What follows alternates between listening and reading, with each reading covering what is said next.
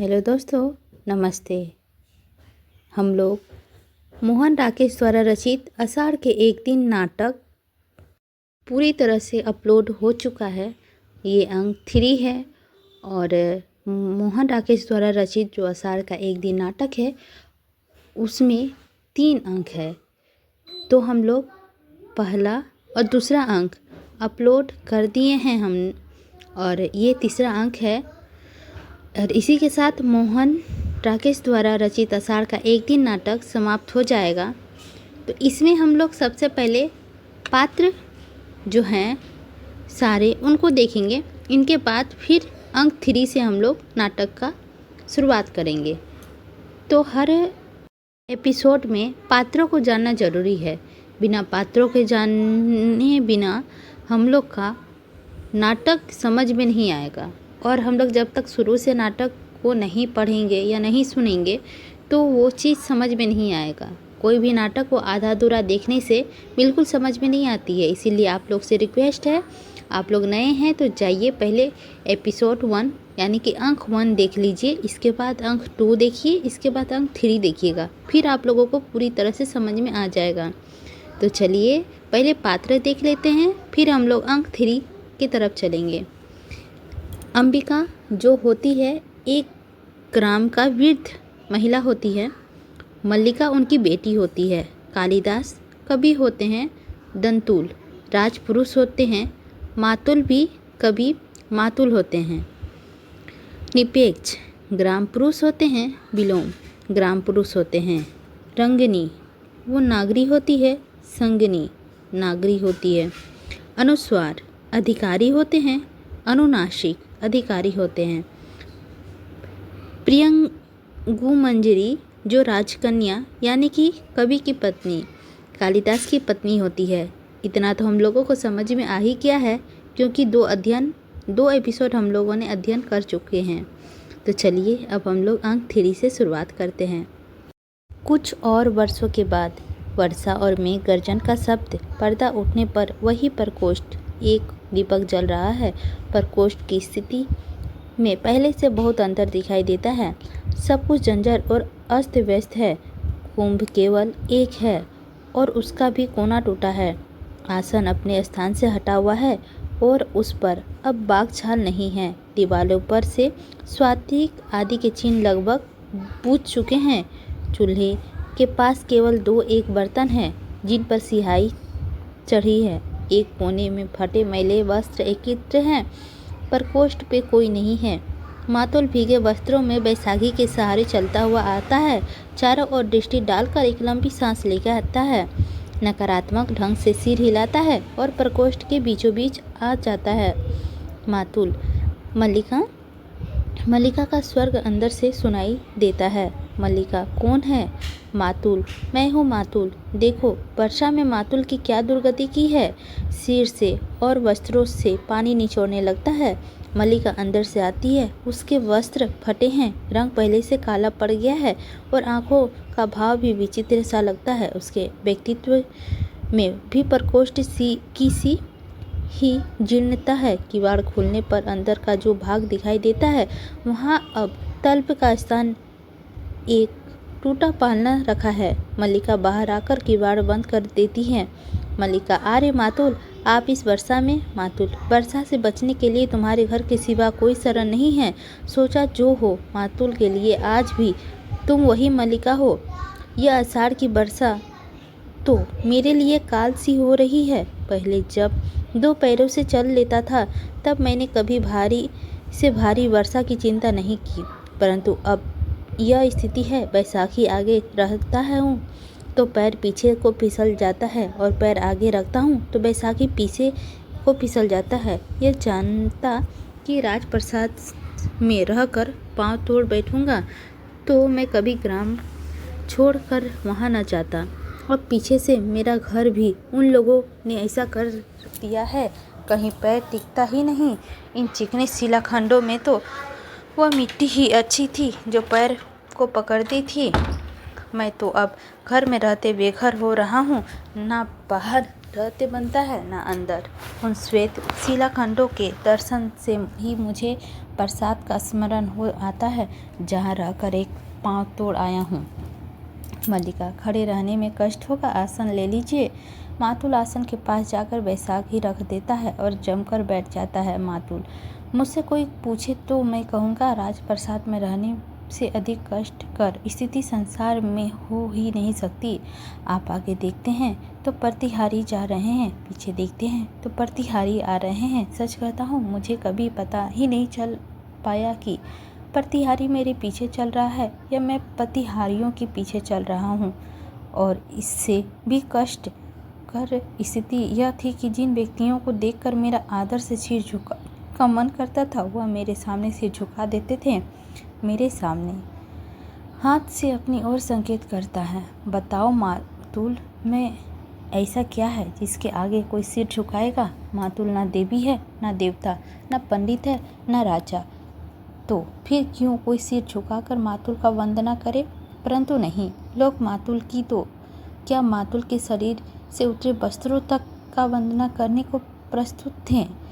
और मैं बार बार अपने को छू कर देखता था कि मेरा शरीर हाड़ मांस का ही है या चिकने पत्थर का ही हो गया है, जैसे मंदिरों का देवी देवताओं का होता है। यहाँ आकर सबने बड़ा दुख यही है कि ना कोई झुक कर मेरी वंदना करता है और ना ही मुझे भ्रम होता है कि मैं आगे चल रहा हूँ या प्रतिहारी आगे चल रहे हैं। केवल यह वर्षा मुझसे नहीं सही जाती। मल्लिका, वस्त्र सुखाने के लिए आग जला दूँ? मातुल चूल्हे की ओर देखता है, फिर चारों ओर दृष्टि डालता है। मातुल, तुमने घर की क्या अवस्था कर रखी है? अंबिका के ना रहने से घर की अवस्था ही नहीं रही। यह ठीक है कि प्रिय गुमंजरी ने तुम्हारे लिए कुछ वस्त्र और स्वर्ण मुद्राएं भिजवाई थी, जो तुमने लौटा दी। मल्लिका, मुझे उनकी आवश्यकता नहीं थी। मैले वस्त्रों के पास जाकर उसके नीचे से भोजपत्रों का बना ग्रंथ निकाल लेती है और उसको धूल झाड़ने लगती है। मातुल, अब इस घर में परिसंसार के लिए भी उसके अस्तपतियों से कहा था। मल्लिका, मैंने किसी परिसंसार की आवश्यकता नहीं समझी। ग्रंथ रखने के लिए इधर उधर स्थान देखती है, फिर उसे मातुल के पास आसन पर रख देती है। आग जला दो? मातुल, नहीं, वर्षा थम रही है। बैसाखी लिए हुए झरोखे के पास चला जाता है। हल्की हल्की बूंदें हैं, किसी तरह घसीटता हुआ घर पहुंच जाऊं तो वही वस्त्र सुखवाऊंगा। कहीं फिर धारासार बरसने लगा तो बस। झरोखे से हटकर मल्लिका के पास आ जाता है। तुमने कश्मीर का कुछ समाचार सुना है? मल्लिका गंभीर और स्थिर दृष्टि से उसकी ओर देखती रहती है। मल्लिका, मैं हर समय घर में ही रहती हूँ, कहीं का भी समाचार कैसे सुन सकती हूँ? मातुल, मैंने सुना है, विश्वास नहीं होता, परंतु होता भी है। राजनीति में कुछ भी असंभव नहीं है। जितना संभव है कि ऐसा ना हो, उतना ही संभव है कि ऐसा हो, और यह भी संभव है कि जो हो वह ना हो। मल्लिका अब प्रीतम सी उसकी ओर देखती रहती है। मल्लिका, परंतु समाचार क्या है? मातुल, समाचार यह है कि सम्राट का निर्धन हो गया है। कश्मीर की विद्रोही शक्तियाँ सिर उठा रही है। वहीं से आए एक आघात सैनिक ने का कहना है कि कालिदास ने कश्मीर छोड़ दिया है। मल्लिका, उन्होंने कश्मीर छोड़ दिया है? वैसे ही अब पार्थिव सिंहासन पर बैठ जाती है और अब पुनः उज्जैनी चले गए हैं। मातुल, नहीं, उज्जैनी नहीं गया। वहाँ के लोगों का तो कहना है कि उसने संन्यास ले लिया है और काशी चला गया है, परंतु मुझे विश्वास नहीं होता। उनकी राजधानी में इतना मान है, यदि कश्मीर में रहना संभव नहीं था तो उसे सीधे राजधानी चले जाना चाहिए था, परंतु वह संभव भी नहीं है।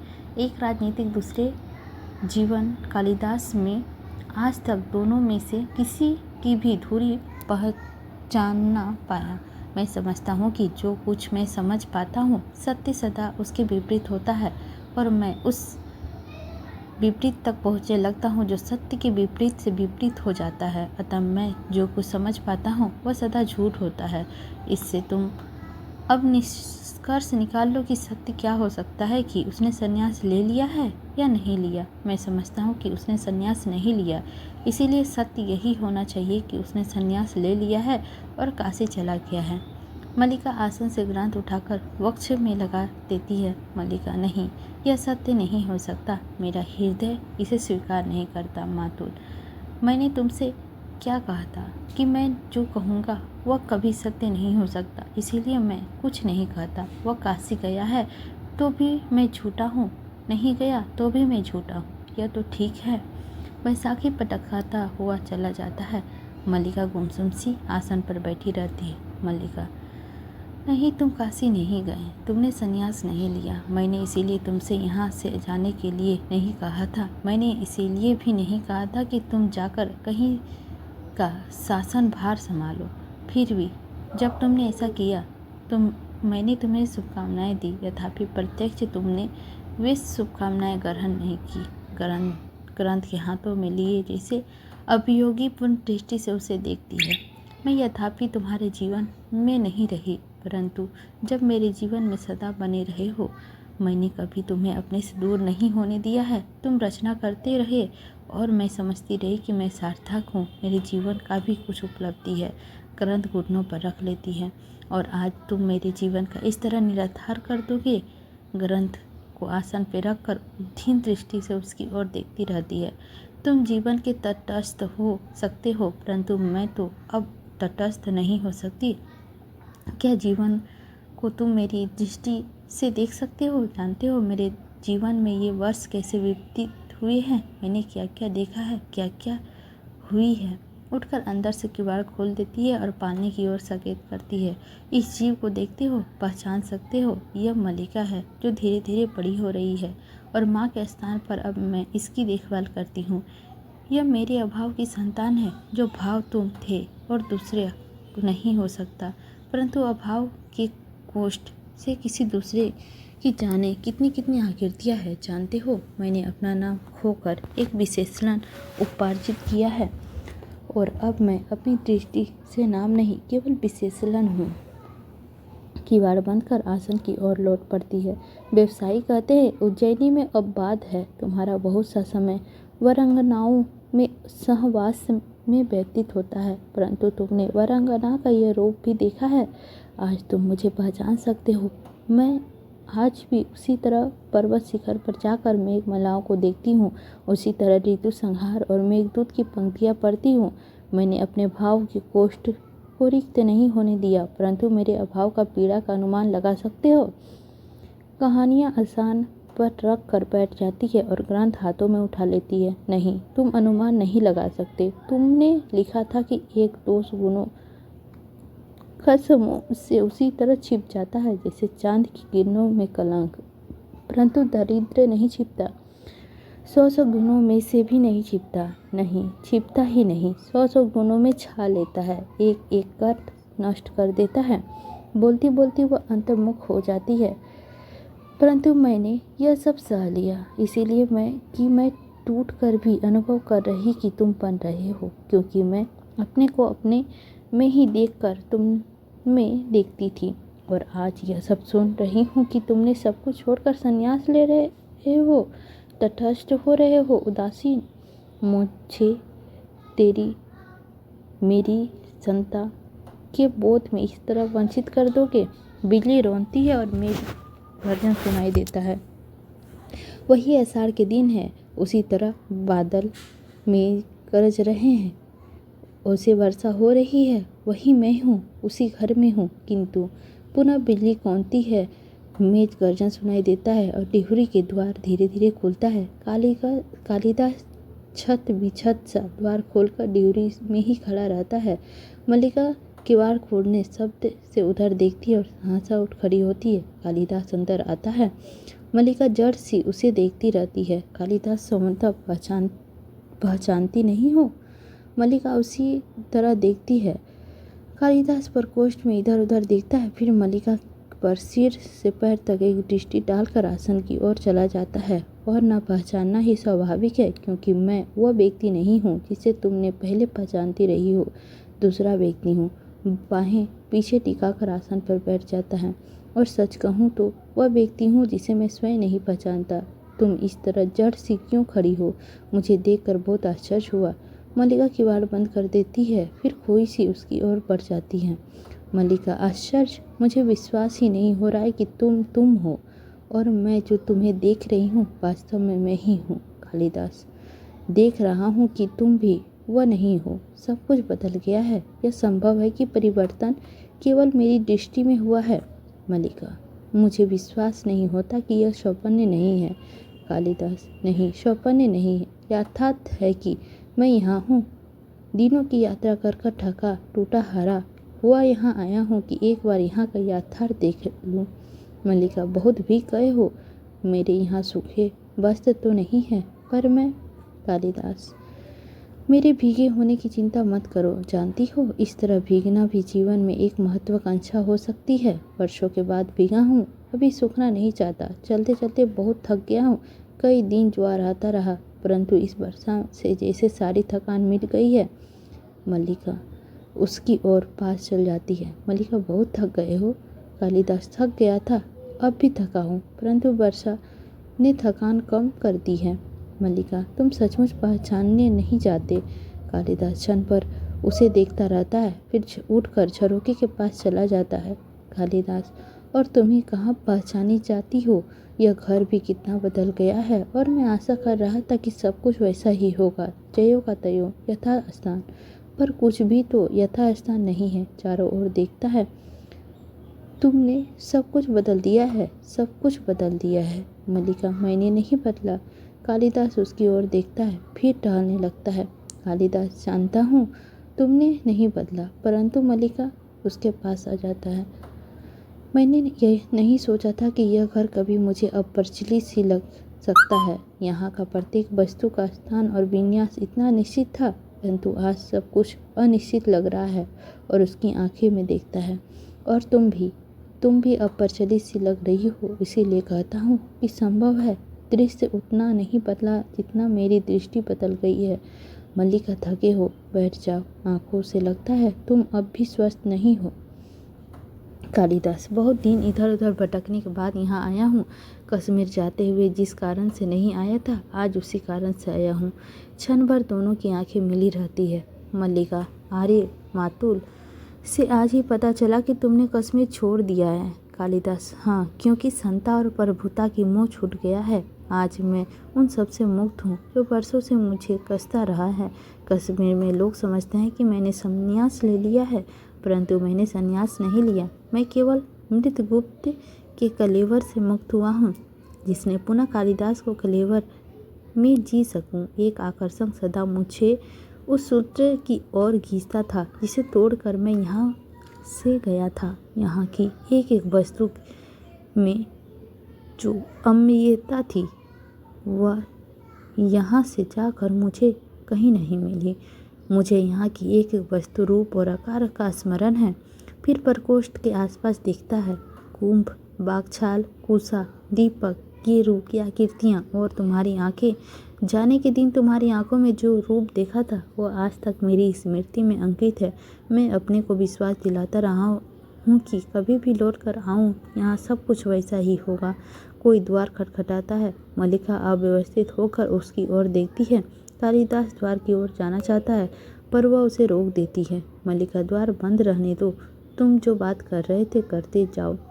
कालिदास, देख तो लो कौन आया है। मल्लिका, वर्षा के दिन है, कोई भी हो सकता है, तुम बात करते रहो। वह चला जाएगा। बाहर से अंगुतोक नशे इस स्वर्ग में छलकता हुआ लौट आ जाता है। हर समय द्वार बंद है, हर समय द्वार बंद। कालिदास, कौन था यह? मल्लिका, कहा है ना, कोई भी हो सकता है। वर्षा का जिस किसी को आश्रय की आवश्यकता पड़ सकती है। कालिदास, परंतु मुझे इसका स्वर्ग बहुत विचित्र सा लगा। मल्लिका, तुम यहाँ का संबंध में बात कर रहे थे।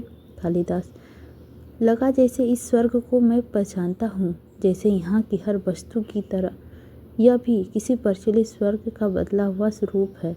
मल्लिका, तुम थके हुए हो और अस्वस्थ हो, बैठकर बात करो। कालिदास एक निश्वास छोड़कर आसन पर बैठ जाता है। मल्लिका घुटनों पर बाहें रखकर कुछ दूर नीचे बैठ जाती है। कालिदास, मैंने बहुत बार अपने संबंध में सोचा है मल्लिका, और हर बार इस निष्कर्ष पर पहुंचा हूँ कि अंबिका ठीक कहती थी। बाहें पीछे की ओर फैला जाती है और आंखें छत की ओर उठ जाती है। मैं यहाँ से क्यों नहीं जाना चाहता था। एक कारण यह भी था कि मुझे अपने पर विश्वास नहीं था। मैं नहीं जानता था कि अभाव और भरतृष्णा कि जीवन व्यतीत करने के बाद प्रतिष्ठा और सम्मान के वातावरण में जाकर मैं कैसा अनुभव करूँगा। मन में कहीं यह आशंका थी कि यह वातावरण मुझे छा लेगा और मेरे जीवन की दशा बदल देगा, और यह आशंका निराधार नहीं थी। आंखें मल्लिका की ओर झुक आती हैं। तुम्हें बहुत आश्चर्य हुआ था कि मैं कश्मीर का शासन संभालने जा रहा हूँ। तुम्हें यह बहुत अस्वाभाविक लगा होगा, परंतु मुझे इनमें से कोई भी अस्वाभाविक प्रतीक नहीं होता।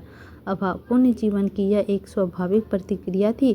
संभवतः उसमें कहीं उन सबसे प्रतिशोध लेने की भावना भी थी जिन्होंने तब तक मेरी भर्त्सना की थी, मेरा उपहास उड़ाया था। होठ काट कर उठ पड़ता है और झरोखे के पास चला जाता है। परंतु मैं यह भी जानता था कि मैं सुखी नहीं हो सकता। मैंने बार बार अपने को विश्वास दिलाना चाहा कि मैं कमी उस वातावरण में नहीं, मुझ में है। मैं अपने को बदल लूं तो सुखी हो सकता हूं, परंतु ऐसा नहीं हुआ। ना तो मैं बदल सका, ना सुखी हो सका। अधिकार मिला, सम्मान बहुत मिला। जो मैंने कुछ भी लिखा उसकी प्रतिलिपियां देश भर में पहुंच गई, परंतु मैं सुखी नहीं हुआ। किसी और के लिए यह वातावरण और जीवन स्वाभाविक नहीं हो सकता था, मेरे लिए नहीं था। एक राज्य अधिकार का कार्यक्षेत्र मेरे कार्यक्षेत्र से भिन्न था। मुझे बार बार अनुभव होता था कि मेरा प्रभुता और सुविधा का मोह में पड़कर उस क्षेत्र में अनाधिकार प्रवेश किया है और जिस विशाल में मुझे रहना चाहिए था उससे दूर हट आया हूँ। जब भी मेरी आंखें दूर तक फैली क्षितिज रेखा पर पड़ती, तभी यह अनुभूति मुझे लाती कि मैं उस विशाल से दूर हट आया हूँ। मैं अपने आश्वासन देता था कि आज नहीं तो कल मैं परिस्थितियों पर वश पालूंगा और समान रूप से दोनों क्षेत्रों में अपने को बांट दूंगा, परंतु मैं स्वयं को परिस्थितियों के हाथों बांधता और चलित होता रहा। जिस कल की मुझे प्रतीक्षा थी वह कल कभी नहीं आया और मैं धीरे धीरे खंडित होता गया और एक दिन मैंने पाया कि मैं सर्वथा टूट गया हूँ। मैं वह व्यक्ति नहीं हूँ जिसका उस विशाल के साथ कोई भी संबंध था। क्षण भर वह चुप हो जाता है, फिर टहलने लगता है। कश्मीर जाते हुए मैं यहाँ से होकर नहीं जाना चाहता था। मुझे लगता था कि यह प्रदेश, यह पर्वत श्रृंखला और उत्कियाएँ मेरे सामने एक मुक्त प्रश्न का रूप ले लेगी। फिर भी लोभ का क्षरण नहीं हुआ, परंतु उस बार यहाँ आकर मैं सुखी नहीं हुआ। मुझे अपने से वितृष्णा हुई, उसने भी वितृष्णा हुई जिन्होंने मेरे आने के दिन को उत्सव की तरह मनाया। तब पहली बार मेरा मन मुक्ति के लिए व्याकुल हुआ था, परंतु उस समय मुक्त होना संभव नहीं था। मैं तब तुमसे मिलने के लिए नहीं आया क्योंकि भय था तुम्हारी आंखें मेरे अस्थिर मन को और अस्थिर कर देगी। मैं इनसे बचना चाहता था।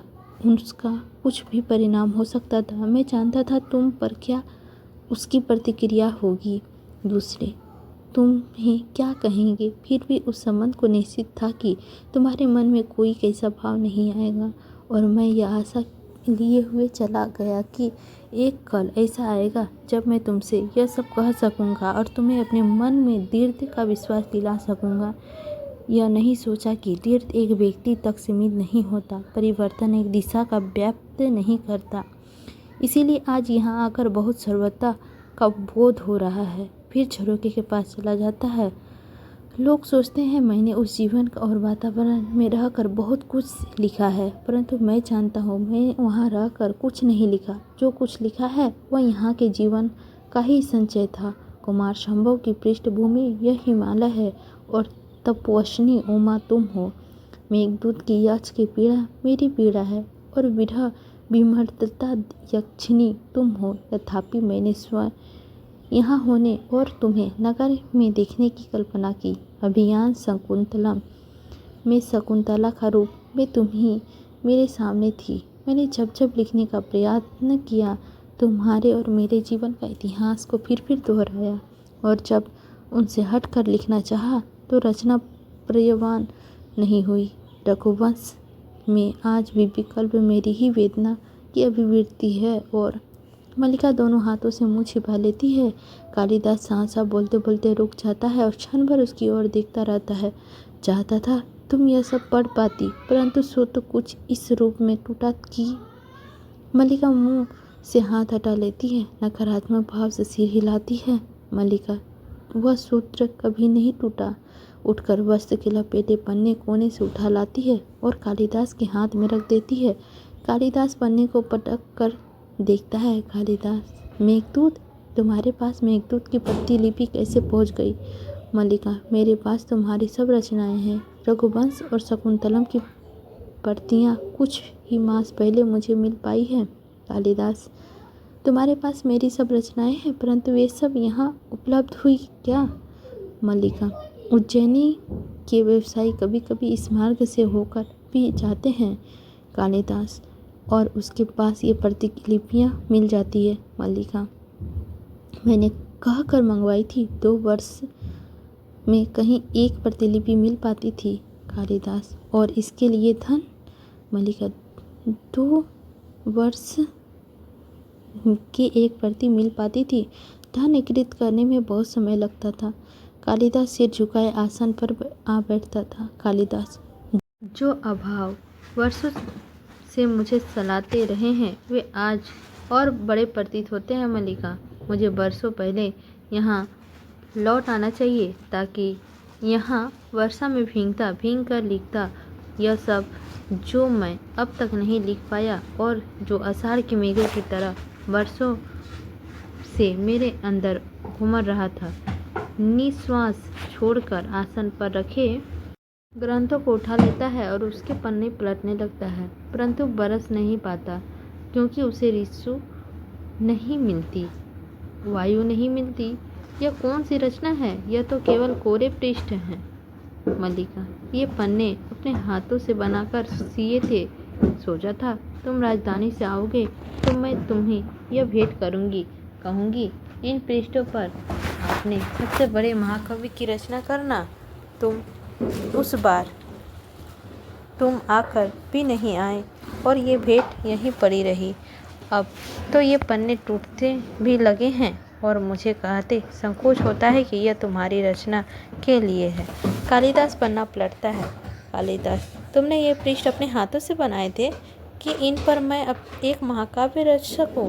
पन्ना पलटते एक स्थान पर रुक जाता है। स्थान स्थान पर इन पर पानी की बूंदें पड़ी है और जो निस्संदेह वर्षा की बूंदें नहीं लगता है तुमने अपनी आंखों से इन कोरे पृष्ठ पर बहुत कुछ लिखा है और आंखों से ही नहीं, स्थान स्थान पर यह पृष्ठ सफेद कर्णों से मैले हुए हैं। स्थान स्थान पर फूलों की सूखी पत्तियां ने इसके रंग इन पर छोड़ लिए हैं। कई स्थान पर तुम्हारे नखों ने तो इनका छीला है, तुम्हारे दांतों ने इन्हें काटा है और इसके अतिरिक्त ये भीष्म की धूप से हल्के गहरे रंग, हेमंत की पत्र धूली और इन घर की शिला, ये पृष्ठ अब कोरे कहाँ है? मल्लिका, इन एक महाकाव्य की रचना हो चुकी है। अत्यंत सर्गों के एक महाकाव्य है। ग्रंथ रख देता है।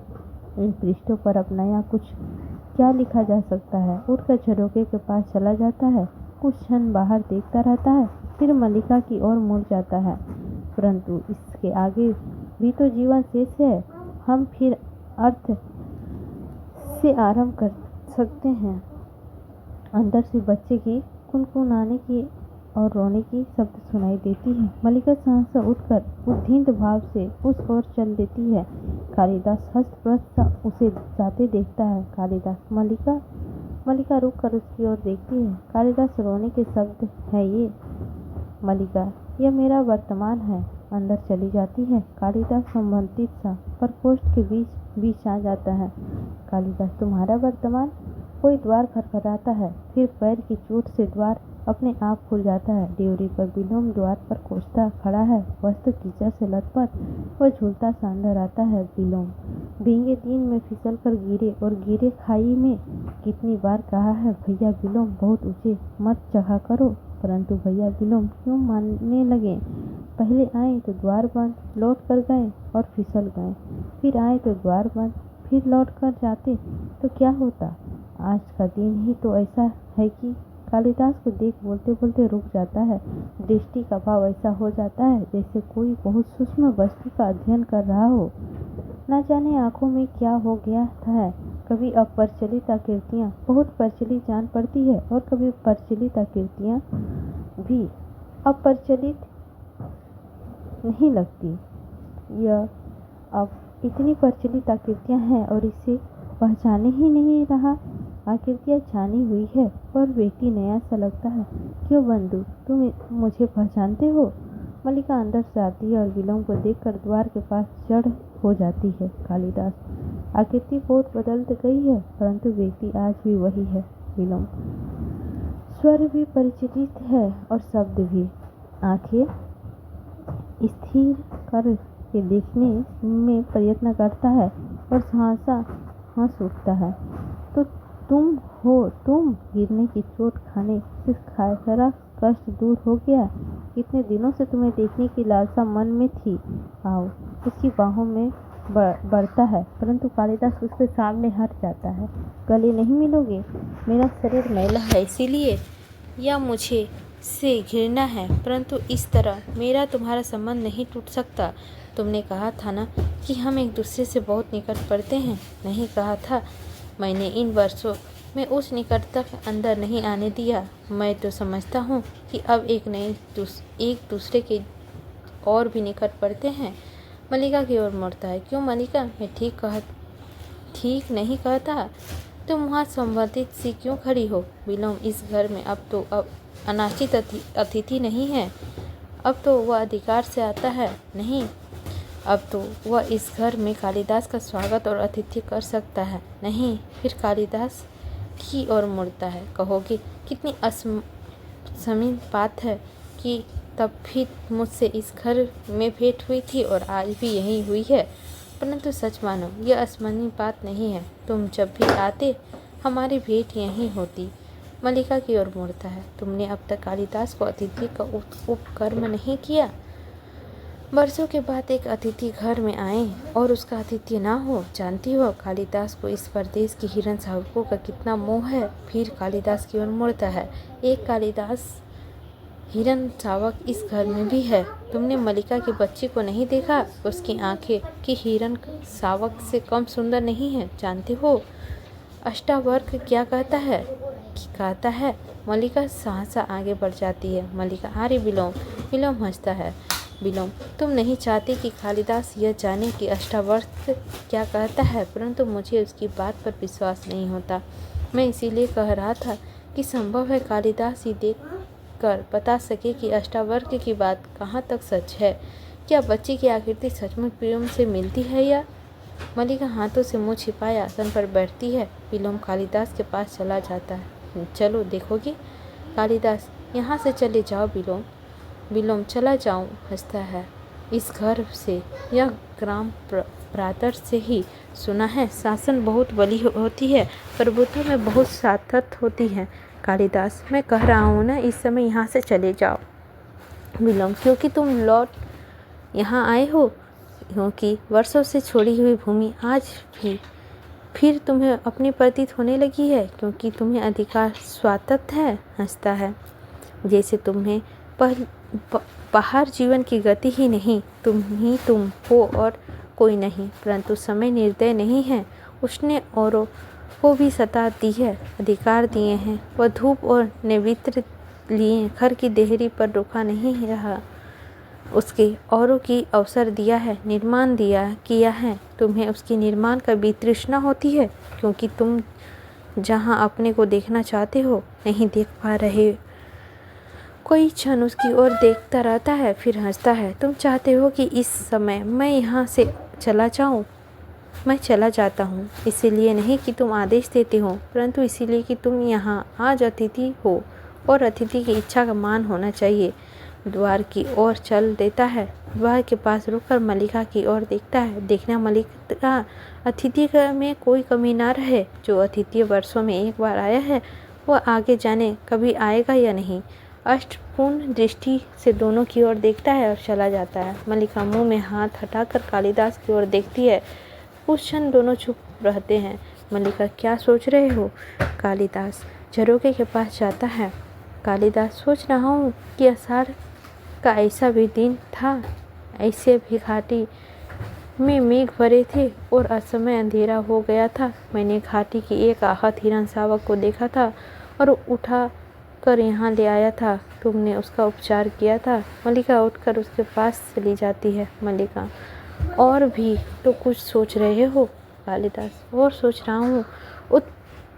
उत्तगियाओं की विस्तार वही है, पर्वत शिखर की ओर जाने वाला मार्ग भी वही है, वायु में वैसी ही नमी है, वातावरण में वैसी ही ध्वनियाँ हैं जैसे तभी थी। मल्लिका: और कालिदास: और कि वही चेतना है, उसमें कंपन होता है, वही हृदय है जिसमें आवेश जागता है। परंतु मल्लिका चुपचाप उसकी ओर देखती रहती है। कालिदास वहाँ से हटकर आसन के पास आ जाता है और वहाँ से ग्रंथ उठा लेता है, परंतु यह कोरे पृष्ठों का महाकाव्य तब नहीं लिखा गया था। मल्लिका: तुम कह रहे थे कि तुम फिर अत से आरंभ करना चाहते हो। कालिदास निश्वास छोड़ता है। कालिदास: मैंने कहा था मैं अत से आरंभ करना चाहता हूँ। यह स्वतः इच्छा के समय के साथ दृढ़ था, परंतु मैं देख रहा हूँ कि समय अधिक शक्तिशाली है। क्योंकि? मल्लिका: क्योंकि? फिर अंदर से बच्ची के रोने की शब्द सुनाई देता है। मल्लिका झट से अंदर चली जाती है। कालिदास ग्रंथ आसन पर रखता हुआ जैसे अपने को उत्तर देता है। कालिदास: क्योंकि वह प्रतीक्षा नहीं करता। बिजली चमकती है और मेघ गर्जन सुनाई देता है। कालिदास एक बार चारों ओर देखता है, फिर झरोखे के पास चला जाता है। वर्षा पड़ने लगती है। वह झरोखे के पास आकर ग्रंथ का एक बार फिर उठा लेता है और रख देता है। फिर एक दृष्टि अंदर की ओर डालकर टिहरी पर चला जाता है। क्षण भर सोचता सा वहाँ रुका रहता है, फिर बाहर से दोनों किवाड़ मिला देता है। वर्षा और मेघ गर्जन का शब्द बढ़ जाता है। कुछ क्षणों के बाद मल्लिका बच्ची को वृक्ष से सटाए अंदर आती है और कालिदास को ना देखकर दौड़ती हुई झरोखे के पास जाती है। मल्लिका कालिदास उसी तरह झरोखे के पास आकर टिहरी से किवाड़ खोल देती है। कालिदास पैर बाहर की ओर बढ़ने लगते हैं, परंतु बच्ची को बाहों में देखकर जैसे वो वहीं जकड़ जाती है। फिर टूटी सी आकर आसन पर बैठ जाती है और बच्ची को और साथ सटा कर रोती हुई उसे चूमने लगती है। बिजली बार बार चमकती है और मेघ गर्जन सुनाई देते हैं। पर्दा गिरता है तो मोहन राकेश का यह नाटक आषाढ़ का एक दिन समाप्त होता है। आई होप आप लोगों को अच्छी लगी होगी।